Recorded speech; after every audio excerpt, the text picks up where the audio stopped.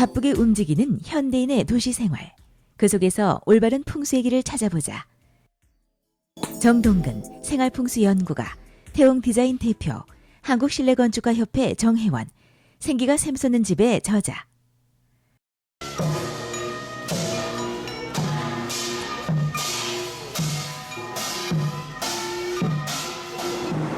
이곳은 광화문입니다. 지금 여기 와서 보니까요, 담벼락이 굉장히 높게 보이는데요. 이것은 풍수적으로 어떤 의미가 있나요? 원형 그대로 복원을 해서 좀 높게 복원이 된 것 같습니다.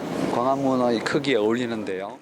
그런데 이제 가까이서 보면은 이렇게 높은 담벼락은 건의도 있고 또 웅장하고 호방한 어떤 기계도 느껴집니다. 힘이 있어 보이잖아요. 그런데 이렇게 높은 담벼락은 외부하고 내부를 조금 단절시킨다는 의미도 있습니다. 그러니까 힘은 있어 보이지만은 이렇게 서로를 이렇게 단절시킨다는 의미도 있어 보입니다. 어떤 내용인가요? 주변에 보면은 광화문과 또 청와대 경복궁도 있잖아요. 그러니까 풍수적으로 이렇게 이제 유추를 하고 해석을 하면은요, 저 안쪽으로 대통령이 있는 그 청와대가 있잖아요. 그러니까 이런 경우에는 사람들이 여기를 보면 저 안쪽에 청와대가 있으니까 일반 국민들의 마음과 청와대가 어떤 높은 벽으로 인해서 좀 단절된다는 느낌도 은연중에 느낄 수가 있습니다. 그러니까 원형 그대로의 보고는 좋은데 이런 의미들은 썩 좋지는 않습니다. 예. 이 광화문 담벼락이 굉장히 높고요. 단절되고 좀 답답한 느낌도 드는 것 같긴 합니다. 예. 그렇죠. 이제 저 멀리 북쪽으로부터 백두대간을 따라서 이렇게 용의 기운이 용맥이라고 하는데, 이렇게 땅속으로 산맥을 따라서 이렇게 남쪽으로 이동을 합니다. 그 힘이 정점으로 모여서 기운을 분출하는 곳이 바로 저기 북악의 끝자락입니다. 근데 이 끝자락의 어떤 지점과 이곳이 이런 이제 국민들이 있는 곳과 소통이 되는 부분, 이 부분인데, 담벼락도 높고 문은 이제 고작 3개니까는 물론 이제 문의 크기라든지 형태 같은 것들은 뭐 옛날 그대로겠지만은, 이런 경우에는 뭔가 좀 소통이 원활하지 않다라는 느낌이 들 수도 있습니다. 근데 한편으로는 또 주변이 이렇게 도로가 좁지 않고 인색하다는 느낌이 들지 않기 때문에 약간은 이제 이게 이제 어느 정도 조절은 되지만은 대체적으로 주변과 안이 소통이 잘 되는 느낌이 들도록 담벼락을 좀 현대적으로 융통성 있게 낮게 쓰면 좋지 않았을까 하는 생각도 듭니다. 예. Okay, I think this upper side is very nice, structured, and the painting is very nice. And the walls are a little bit, let's say, not very nice. They are not too structured. Just flat, yes, and not too. The design is not on the walls.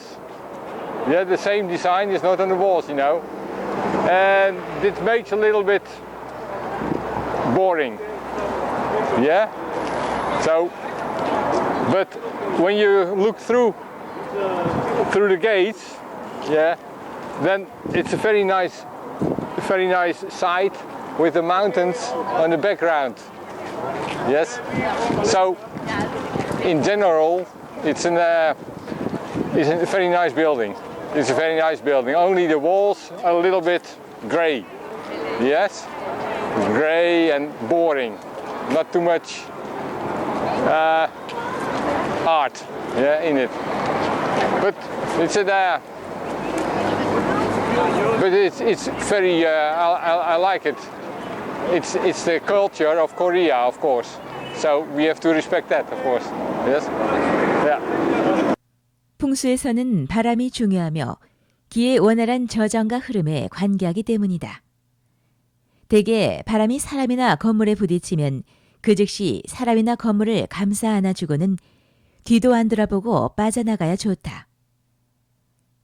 반면에 좌우측 날개 바깥을 타고 안으로 들어온 후 나중에 빠져나가는 바람은 장풍의 의미와는 다르게 명쾌하게 끝나지 않은 항상 여운이 남을 어떠한 여주를 주는 것이므로 좋은 의미가 아니다. 청와대는 전통 한옥의 디귿자형 평면을 가지고 있기에 북악산의 등을 기대면서 앞마당에는 바람의 잔상이 조금씩은 남는 구조이다. 광화문의 높은 담벼락과 청와대의 이런 평면 구조는 여러 가지 의미로 생각해볼 여지가 있다. 예를 들어 등 뒤로 찬바람이 매섭게 몰아쳐도 앞쪽에는 햇살이 따사롭고 따뜻한 온기가 머물지만 좌우측의 날개에 바람의 흔적이 많이 남으면 고민이 생기고 뒤끝이 좋지 않을 수 있다. 특히 센 바람이 몰아치는 고층 건물이라면 이 부근에서 회오리까지 만들어진다. 유념해야 할 부분이다. 도시의 환경을 개선할 때 풍수를 적절히 이용을 한다면 여러 가지 편안함과 어떤 융통성을 발휘할 수가 있습니다. 어떤 과거의 형식에 얽매여서 담벼락을 저렇게 놓게 하는 것보다는 융통성 있게 담벼락을 좀 낮게 한다면 다가가기도 쉽고 그 다음에 멀리서 보는 사람들도 훨씬 편하게 이곳으로 접근할 수가 있습니다. 그러니까 이런 점이야말로 어떤 현대의 어떤 그 도시 풍수에서 우리가 꼭 유념을 해야 될 부분이라고 생각을 합니다. 지금 어디로 가고 계시는 건가요? 지금은 그 종로 3가 피카디리 극장 쪽으로 가고 있습니다. 이곳에서는 어떠한 풍수 내용을 설명해 주실 건가요? 그 도시의 풍수에서는 주변 환경과 사람과의 조화를 아주 이제 중요하게 봅니다. 중요하게 보는데 어떤 주변의 생김새에 따라서 사람의 어떤 습성과 그 다음에 행동들이 달라지고 이것이 곧 이제 어떤 경제적인 이익이라든지 이런 것하고 연관이 있기 때문에 이런 것들을 설명할 수 있는 아주 좋은 사례가 여기 있습니다. 볼까 합니다. 그런 내용들을. 이곳은 종로 3가 피카디리 극장 부근인데요. 이곳에서 어떤 풍수 내용을 설명해 주실 건가요? 네, 저 부근이 그 매표소입니다. 물론 지하에 따로 매표소가 있겠지만은 그래서 보면은 이제 매표소에 보면은 이렇게 이제 선들이 마주쳐가지고 하나의 뿔이 만들어지는데 이제 풍수에서는 이렇게 이제 선과 선이 만나는 지점에서 형성되는 어떤 선이 화살로도 비유됩니다. 그래서 숨겨져 있는 화살, 시크릿 에로라고 합니다.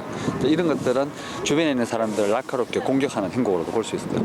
그러니까 옛날 어른들이 이제 밥상에 모로 앉지 마라라고 하는 의미도 같은 의미로 볼 수 있어요.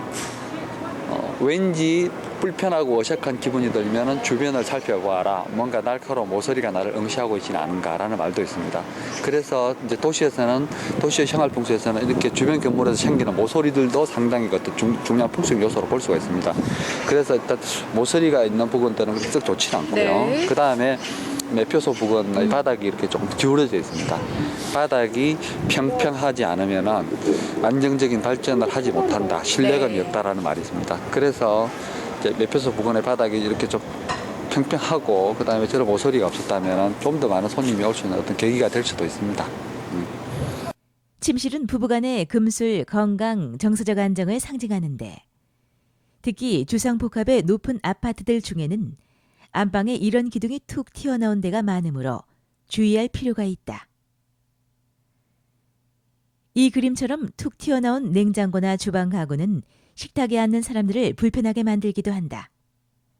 식탁과 주방은 가족의 부유함과 화목을 상징하므로 만약 식탁에 앉기가 불편하다면 가족이 화목하지 않고 건강이 나빠지고 또 빈곤하게 될 가능성이 높다. 그렇다면 백화점 명품 매장에서의 이러한 경우는 어떤가? 점원이 입구 바로 앞에 서서 손님을 기다리고 있으며 점원의 경직된 기가 지나치게 확장되므로 손님이 쉽게 매장 안으로 들어오지 못하고 있다.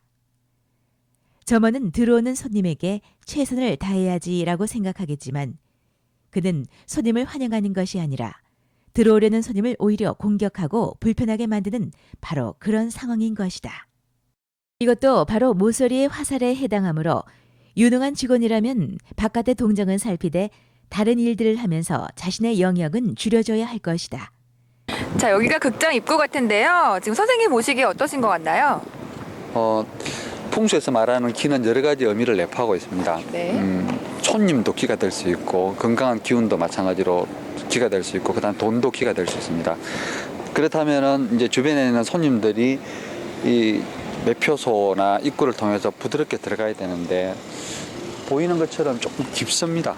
깊고 어둡고 지하로 되어 있습니다. 그러니까 기는 상식적으로 어둡고 긴 통로를 통해서는 잘 들어가지 않습니다. 그래서 손님들이 뭔가 지루하고 답답하고 어색하다는 느낌이 들면 좋은 기운이 안 들어가니까 어려울 수가 있죠. 그래서 여기 같은 경우에는 이 어둡고 긴 어떤 그 계단을 뭔가 활기차고 기분 좋게 만들어야 됩니다. 그렇다면 계단을 지루하지 않고 밟고 재미있게 만들면 어떨까요? 맞습니다. 이제 어둡고 길어서 그 다음에 계단의 이게 그 각도가 조금 가파르잖아요. 이런 것들 때문에 사람들이 접근하는데 조금 불편함을 느낀다면은 벽에다가 포스터도 붙이고 뭔가 특별한 소재들을 써서 화려하고 재밌게 하고 여러 가지 요소들을 그야말로 사람이 다가가기 좋게 하면은 좋은 기운들이 들어온다고 볼 수가 있습니다. 예. 처음부터 풍수적인 요소를 잘 챙겼더라면 더 좋지 않았을까라는 아쉬움이 듭니다. 그렇습니다. 이제 건축의 일반적인 어떤 그 기능적인 편리성과 외관의 아름다움 외에 풍수적인 요소를 잘 챙겼더라면 조금 더 좋은 어떤 그 피카디리 극장이 될 수 있었는데 이제 예를 들어서 전면의 넓이보다도 길이보다도 안쪽이 더 깊습니다. 풍수에서는 이런 형태를 전착 호간이라고 합니다. 그런데 이제 이런 형태는 그 상업적인 것으로는 적합하지 않을 수도 있습니다. 그런데 안쪽이 길어서 안정감이 있기 때문에 이런 것들은 곧 신뢰감하고도 연관이 됩니다. 그래서 좀 귀하고 가치 있는 것들 숨어 있어도 된다. 그래서 이제 보석방으로 한다면 더 좋을 수도 있습니다. 그런데 이제 여기서 보면은 입구가 그렇게 드러나지 않기 때문에요. 우선 화려한 것들을 통해서 사람들을 끌어당겨야 됩니다. 그래서 이 보석방들이 이쪽으로 좀 있었고, 그 다음에 좀 뿔이 없어지고, 영화 포스터는 그 위에 달려 있었다면은 이렇게 큰 금액이 들어가는 대규모의 어떤 프로젝트 빌딩에 조금 더 좋은 일들이 생기지 않았을까라는 생각도 듭니다. 그래서 앞으로는 이제 도시를 개발을 할 때 풍수적 요소들을 잘 활용을 한다면은 그야말로 돈도 잘 벌고 사람도 편안한 빌딩을 만들 수 있지 않을까라는 생각도 듭니다. 요즘 한옥이 붐인데요. 이것은 풍수와 어떤 관련이 있나요? 여기는 그 한옥마을인데요. 보면은 이제 주변의 도로도 좀 좁고, 그 다음에 여러 가지가 현대의 도시의 어떤 쾌적한 환경하고는 좀 다릅니다. 좀 불편할 수도 있습니다. 그런데 어떤 자연과 소통하는 어떤 자연스러운 기운을 잘 느끼기 좋은 형태가 한옥의 고유의 형태로 볼 수가 있습니다. 이런 곳에서 이렇게 충분하게 햇볕도 받고, 그 다음에 바람도 잘 통하고, 그 다음에 그야말로 자연과 잘 소통하는 삶이 기능적으로는 좀 불편하더라도 우리가 원하는 어떤 그 현대 풍수에서 원하는 어떤 그 조화를 만들어 간다는 측면에서 보면은 참 바람직하지 않나 하는 생각도 듭니다. 아주 자연스러운 주거 공간의 느낌이 드는 곳인데요. 풍수에서는 기라는 게 어떤 의미인가요? 기라는 말을 국어사전에 찾아보면은 뭐 생명의 숨결, 에너지, 뭐 기운의 원천이라는 말도 나오는데요. 그 마지막에 보면은 이런 풀이가 있는 사전도 있습니다. 막연한 느낌. 어떤 특별한 장소나 공간이나 아니면 특별한 사람에게도 막연하게 뭔가 어떤 그 느낌이 감지되는 경우가 있습니다. 이것을 기로도 볼 수가 있습니다. 왠지 편안하고 왠지 따뜻한 느낌이 들고 왠지 나랑 잘 어울릴 것 같은 느낌. 그래서 이제 이런 느낌들을 이제 기로도 정의되는데, 그러니까 이제 이런 기운들은, 이런 기를 감지하는 능력은 여자들이 더 잘 느낍니다. 한 30대 후반 정도 되면은 이제 특별한 장소라든지 특별한 사람에게서 뭔가 이제 구체적이지는 못하지만 막연한 느낌을 느끼는데, 이 느낌들의 어떤 정체를 잘 찾아가면은 어떤 여러 가지들을 알 수가 있습니다. 이것을 기로 볼 수도 있습니다. 풍수는 조화를 느끼고 창조하는 거라고 하는데요. 맞습니다. 풍수는 이제 그 균형을 통해서 조화를 만들어 나간다. 그래서 이제 역설적으로는 균형이 꼭 맞는 것이 좋지는 않습니다. 왜냐하면 균형이 맞고 이렇게 이제 뭐가 풍족하다고 생각되면 사람은 변화하지 않거든요. 뭔가 변화를 해야 되고 또 나쁜 것을 이제 개선하려는 노력을 해야 되는데, 이제 이런 과정에서 뭔가를 또 창조하고 편안하게 만들어 나가는 것이 오늘날 우리가 보는 어떤 그 현대적인 도시 풍수에서의 바른 어떤 기라든지 풍수의 정의로 볼 수가 있습니다. 그러면 어떤 방법이 좋을까요? 기를 이용해서, 그러니까 자기의 어떤 직관력과 자연스러운 어떤 느낌을 이용해서 자신과 주변과의 어떤 조화를 만들어서 그야말로 쾌적하고 편안한 환경을 만들어가는 것이 오늘날 우리가 생각하는 어떤 바른 풍수의 기법으로 보면 됩니다. 그러니까 풍수를 어떤 방이라든지 어려운 이론으로만 생각하지 말고 주변과 자신을 조화롭게 만들어서 쾌적한 환경을 만들어 나가는 것이 풍수다. 이렇게 생각하면은 풍수는 그렇게 어렵지 않습니다. 이곳은 한남동 언덕길입니다. 주변에 굉장히 좋고 으리으리한 집들이 많은데요. 이곳의 풍수적인 이야기는 어떻게 될까요? 재미난 이야기들을 많이 할 수가 있습니다. 네. 그러니까 언덕길이지만은 그렇게 가파르지도 않고요. 그 다음에 이제 앞은 뚫려 있고 뒤는 남산이 든든하게 받치고 있고, 구기동이나 저기 그 구기동 같은 경우에는 조금 틀에 갇혀져 있고 앞이 산이 막혀 있기 때문에 좀 답답하다는 느낌이 드는데 여기는 좀 호방합니다. 호방하고 그다음에 성북동처럼 또 너무 또 오래되었다는 느낌이 들지 않아요. 그러니까 길이 대체적으로 낮은 쪽으로 이렇게 경사가 됐지만 또 중간중간 이렇게 또 평평한 도로, 평평한 지점이 있으니까 그야말로 좋은 기운이 모이는 땅이다. 그래서 아마 부자들이 많이 모여 사나 봐요. 그런데 이제 한결같이 우리나라의 부촌들은 이렇게 이제 담벼락이 높습니다. 어떤 의미로 봐야 될지 모르겠는데 대체적으로 단절하지 않고 교류하지 않고 좀 단절됐다는 느낌도 듭니다. 이런 것들은 썩 좋은 의미는 아닙니다. 선생님, 이곳이 굉장히 좋긴 한데요. 누구나 다 이런 곳에 살 수 있는 건 아니잖아요. 보통 사람들은 어떻게 하면 좋을까요? 풍수와 운명의 관계를 좀 논해봐야 됩니다. 뭐 갖고 싶지만은 다 가질 수는 없잖아요. 그러니까 아무리 또 부자라고 하더라도 또 평생을 같은 지역에서 이렇게 상승되게 살아갈 수는 없습니다. 고정불변하지 않고 항상 변하는 것이 풍수인데, 그리고 사람의 운명이라고 볼 수가 있는데, 사람은 태어난 환경에서 최선을 다해야 됩니다. 그러니까 풍수는 주변 환경을 개선해서 건강도 얻고 복도 얻는 것이기 때문에 자기가 주변 환경을 좀 적극적으로 개척을 해서 자기가 타고나지 않은 것들에 대한 것들도 얻으려는 노력을 적극적으로 해야 됩니다. 그리고 또 한편으로 보면은 사람의 운명을 규정짓는 요소들이 있는데 말 그대로 어떤 사주라든지 또 관상이라든지 말하는 어떤 그 태도라든지 여러 가지를 보면 알 수가 있습니다. 이런 것들을 통해서 그 사람이 어떠한 삶을 살 것이다 라고 하는 것들을 찾을 수 있는데, 풍수는 어떤 역할을 하냐면은 선천적으로 주어진 것 외에 자기가 적극적으로 노력을 해서 내가 찾을 것이다 라고 하는 것들에 대한 의미가 더 강합니다. 그러니까 좋지 않은 환경들을 개선해서 보다 더 나은 것을 가진다면은 자기가 자기의 역할을 다하면서 더 많은 것들을 할 수 있지 않을까라는 생각도 듭니다. 네. 이렇게 좋은 집에 사는 게 소원일 사람들이 굉장히 많을 텐데요. 그러려면 어떻게 하는 게 좋을까요? 우선적으로 이제 사람은 자신의 역할이 있습니다. 위치라고도 볼 수 있고 운명적인 한계라도 볼 수가 있는데, 누구나 다 부자가 될 수 없잖아요. 또 100m 달리기 시키면 누구는 1등을 해야 되고 누구는 꼴찌를 해야 되는데, 우선 그 역할 자체에 대해서는 좀 알아야 됩니다. 그 외에 자신이 처해져 있는 어떤 환경을 또 적극적으로 개선을 하면은, 선천적으로 주어진 기운 외에 환경을 적극적으로 개선을 하면은 더 많은 것을 얻을 수가 있습니다.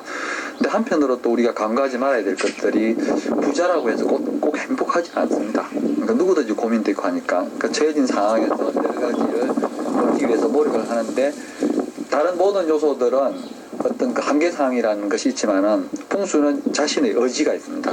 내가 노력해서 좋은 환경을 찾겠다. 그 다음에 그 좋은 환경을 통해서 내 운명을 스스로 개선하겠다라고 하는 긍정적인 측면이 있습니다. 풍수가 미신이라는 오명 속에서도 오늘날까지 건재한 이유는 뭐냐면은 풍수를 통해서 사람들이 행복을 얻을 수 있다고 믿기 때문입니다. 그러니까 이제 그런 부분에 대해서는 많이 이성적으로 유념을 해야 되고요. 그 다음에 이제 이런 좋은 집들도 단순하게 돈이 많거나 또 어떤 그 자기의 바람이 있다고 또 꼭 그대로 되지는 않습니다. 땅이 사람을 찾는 경우도 있습니다. 인연이 있어야 되고, 여기에서 또 좀 더 유출하면은 조상의 언덕을 통해서 또 이루어진다. 그리고 또 귀한 것을 얻기 위해서는 보다 더 많은 노력도 해야 된다. 그러니까 이런 것들을 포괄적으로 아울러서 주변 환경과 사람과의 조화를 깨하는 것이 오늘날 의미에서 맞는 생활 풍수로 보면 됩니다. 네, 선생님 지금 어떤 곳으로 가고 있나요? 반포대교를 지나서 대검찰청으로 가고 있습니다. 대검찰청으로 가고 있는 특별한 이유가 있나요? 국가의 권력을 가지고 있는 권력기관이 있는 건물을 보면은요, 그 건물의 형태라든지 주변의 생김새를 보면은 또 다른 기관들, 다른 국가의 기관들이라든지 이런 곳들과 가진 어떤 연관성, 영향력까지도 어느 정도는 또 알아낼 수가 있습니다. 그래서 이런 내용들을 잘 연구를 하면은 또 나가야 될 길이라든지 뭔가 또 풍수의 지혜를 얻을 수도 있습니다. 그래서 이제 가고 있습니다. 대검찰청 부근입니다. 선생님, 이곳의 공간 구성과 관련해서 어떤 풍수적 제안을 해주실 수 있을까요? 대검찰청이 가지고 있는 어떤 건물의 형태라든지 주변의 상황을 잘 생각을 하면은 검찰과 이제 다른 어떤 권력기관이라든지 어떤 정치권과 영향력까지도 풍수적으로 찾아낼 수가 있습니다. 풍수적으로 참 재밌는 내용들인데요.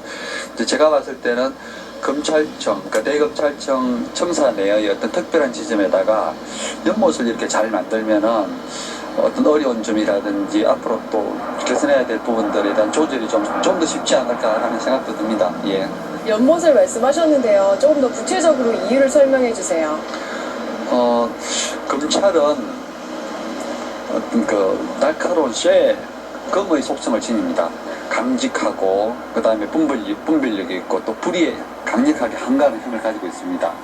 그런데 쇠의 힘이 아무리 강하다고 한들 하늘 위에서 쏟아지는 어떤 태양의 어떤 힘, 그러니까는 불의 힘 앞에서는 녹거나 또 물러질 수밖에 없습니다. 이제 풍수에서는 어떤 이런 불의 기운을 또 정치권의 힘으로 볼 수가 있습니다. 그렇다면은 청사 내에다가 연못을 잘 만들면은 이 물의 기운이 하늘에서 쏟아지는 어떤 태양의 기운들을 조금 잘 조절할 수가 있습니다. 그래서 이제 연못이 필요하다고 봅니다. 예. 그렇다면 어떠한 형태의 연못이 좋을까요? 검찰의 어떤 속성은 청렴하고 또 이제 어떤 유혹에 흔들리지 말아야 됩니다. 그렇다면은 연못에 이제 물고기가 사는데 물고기가 화려한 비단잉이라든지 이런 것들은 좋지 않습니다. 이제 뭐 좀 청빈하고 강직한 느낌이 들리면 민물고기가 좋고요. 그리고 이제 그 연못에는 물이 이제 항상 깨끗한 물이 들어가고 더러운 물들은 잘 빠져나가야 됩니다. 이제 인풋과 아웃풋의 밸런스가 좋아야 되고요. 아마 그 지점은 검찰청의 왼쪽 부분이 이제 좋을 듯합니다. 연못에 이렇게 많은 의미가 있는 것 같은데요. 더 특별한 의미가 있나요? 그러니까 이제 검찰의 대검찰청의 건물의 형태를 보면은 이제 사각의 어떤 네모나고 아주 반듯합니다. 마치 이제 강직한 어떤 칼의 기운이 서 있는 같은 느낌이 드는데 이제 이런 속성들은 분별력도 있고 어기롭기도 하지만은 또 상대방을 또 아프게도 합니다. 그런데 이제 물의 기운들은 이렇게 이제 너무 강직하고 아프게도 하는 어떤 쇠의 어떤 속성들을 약간 부드럽게 순환시켜주기도 합니다. 그래서 연못을 잘 만들면 뭐 정치권의 영향력도 좀 줄이고 그 다음에 너무 날카롭고 융통성이 없어서 생기는 어려운 문제들도 좀 해결할 수 있지 않을까 하는 생각도 듭니다. 네, 혹시 덧붙여서 하실 말씀 있으신가요? 항상 기가 들어가는 통로는 입구입니다. 전체적인 건물의 형태를 봤을 때는 대검찰청의 입구는 얼굴은 남쪽의 이제 저쪽 부분이지만은 바깥에서 도로를 타고 들어갈 때 입구는 마주 보이는 게이트 부근에 있는 기둥이 서 있는 저 부분입니다. 그런데 대문하고 건물의 입구가 조금 가깝고 가파르게 되어 있습니다. 어떻게 보면 좀 융통성이 없고 인색하다, 여유롭지 못하다라는 의미도 있습니다.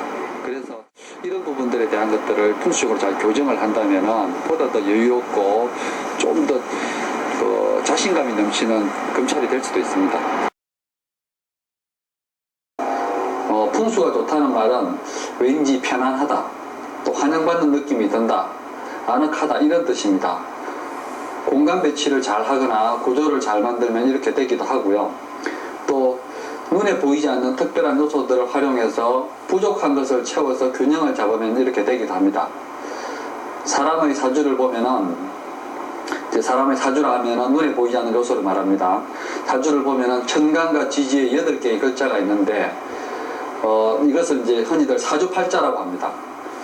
이 8개의 글자가 각각이 오행의 기운을 가지고 있습니다. 때문에 어떤 기운은 또 많고 어떤 기운은 부족해서 사람은 특별한 성향을 지니게 됩니다. 그렇다면은 부족한 기운을 채워서 균형을 잡으면 조화가 만들어지는데 이 부족한 기운을 채우는 방법은 여러 가지가 있습니다. 간편하게 주변에 흔히 볼 수 있는 그림을 이용하는 방법도 있고 그 다음에 여러 가지 용품들을 사용하는 방법들도 있습니다. 지금은 그림을 사용해서 부족한 오행의 기운을 채워주는 방법을 찾아보도록 하겠습니다. 불의 기운이 부족하면 이런 그림을 걸면 어떨까? 방에 들어와서 이 그림을 보면 불의 온기와 사람들의 웃는 얼굴로부터 따스한 기운을 느끼게 될 것이다. 사주에 화기가 부족한 아이의 방, 또는 가족은 적지만 건평은 넓어서 썰렁한 집의 거실에 걸어도 좋을 듯하다. 이것은 물의 그림이다. 대개 물은 천천히 흘러도 너무 빨리 흘러도 또 한 곳에 고여 있어도 좋지 않다. 사주에 물의 기운이 부족한 사람은 담이 작고 활동성이 작아서 늘 집안에만 갇혀서 지내기 쉽다. 물이 너무 빨리 흘러서 강바닥에 큰 자갈만 있으면 좋은 기운이 빨리 빠져나가는 척박한 땅의 모습이다. 반면에 물이 천천히 감아돌고 바닥에는 금빛 모래가 있는 땅의 주변이 바로 명당인데, 한강의 경우에도 광진구의 워커힐 아파트, 압구정동, 동부 이천동이 이렇다. 양평이나 홍천의 전원주택단지에서도 빼놓을 수 없는 것이 주변의 산, 강, 개천, 즉 배산 임수의 지형이다. 줄기와 꽃이 가득 차 있는 그림이다. 빨간 꽃망울이 온통 생기를 뿜어낸다. 초록의 줄기는 목 기운을 상징하고 꽃봉오리는 화 기운을 상징한다. 일의 마무리를 제대로 짓지 못하거나 자기 감정을 제대로 표현하지 못하는 아이의 방에 이런 그림을 걸면 좋다. 해바라기 그림을 실내 어둡고 구석진 자리에 걸고 스탠드를 같이 켜면 실내의 탁한 길을 순환시킬 수 있다. 또 현관 부근에 걸면 외부에서 침범하는 나쁜 기운을 막을 수 있다. 가족들이 침울하거나 쓸데없는 고민이 많이 생길 때 걸어도 좋을 것이다.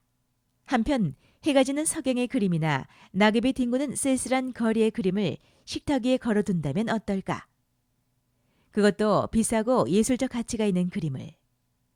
식탁이 가지는 가족의 화목과 건강, 재물의 의미는 여지없이 깨져버리게 될 것이다.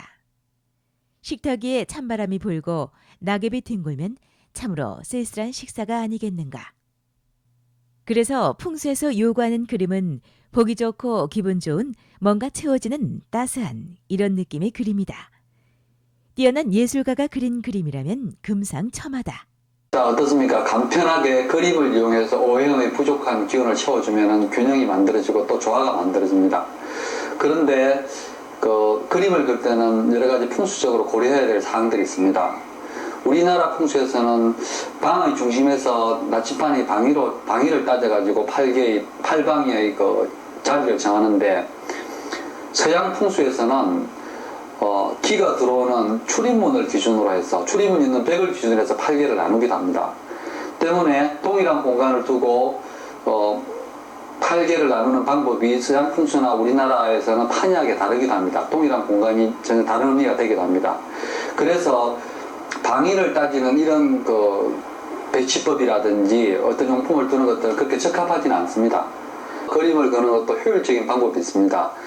우리나라 풍수에서는 방의 중심에서 나침판으로 방위를 따져서 동쪽은 나무의 자리니까 나무를 자르는 쇠의 기운을 가진 금속 액자나 또 도끼 그림이나 톱 그림을 그리지 말라 하는 이런 말들도 있습니다. 그런데 그럴 필요는 없습니다. 오늘날의 풍수가 주변과의 조화를 따지는 것이 그 첫 번째 덕목이기 때문에 보고 기분이 좋으면 됩니다. 예를 들어서 그림을 그리더라도 그 방에서 제일 넓고 편안한 벽에다 반드시 적당한 크기로 또 적당한 높이로 걸면 됩니다. 오히려 햇볕이 안 드는 북쪽에다가 어항을 두거나 또 물기가 많은 또 화장실 앞에 강이나 개천 그림을 그는 것은 피해야 됩니다. 바로 이런 것이 조화의 풍수입니다. 조화를 무시하고 특정 방에 떠오르지 않는 그림을 그는 것은 오히려 생기를 해치는 아주 어리석은 일이 될 수가 있습니다. 간단하게 그림이나 오행을 상징하는 소품을 통해 좋은 풍수를 만들어 나갈 수 있습니다. 풍수는 균형을 통해서 조화를 만들어 나가는 것입니다. 균형을 만드는 수단은 사물의 형태, 배치, 색상 등 다양합니다. 그런데 이런 것들을 통해서 균형을 만들고 조화를 만들었다고 하더라도 또 그것은 그렇게 바람직하지 않을 수가 있습니다. 사람은 만족하지만 현실에 안주하고 발전하지 않습니다. 두 가지 측면이 있습니다. 끊임없이 만들어 나가지만은 완벽을 추구하지만은 완벽에 이르기도 힘들고 또 완벽은 그렇게 바람직한 상황도 아닙니다. 그렇지만은 인간의 행복은 무언가 끊임없이 변화하고 노력하는 것에서도 찾을 수가 있습니다. 변화하고 노력하는 어떤 시도들을 가장 이성적이고 효율적으로 할 수 있는 방법이 바로 풍수입니다. 풍수를 통해서 끊임없이 주변의 환경을 개선하고 도전하는 노력을 하시기 바랍니다.